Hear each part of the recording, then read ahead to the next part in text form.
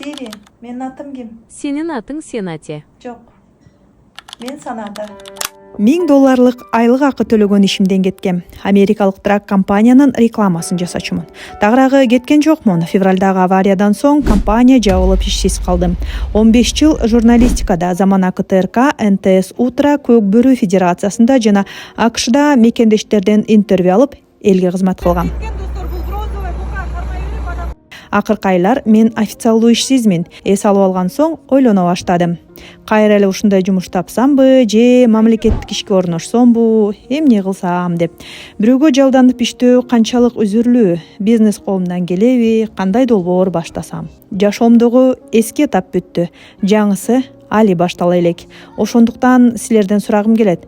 Силер менин ордумда болсоңор эмне кылмаксыңар? 15 жылдык журналисттик тажрыйбам менен кайра өз кесибим менен жумуш издесемби же таптакыр башка багыт көтсөмбү? Же акыры өзүмдүн жеке ишимди баштап көрсөмбү? Азырынча өзүм да так билбейм. Силердин оюңар мага кызык.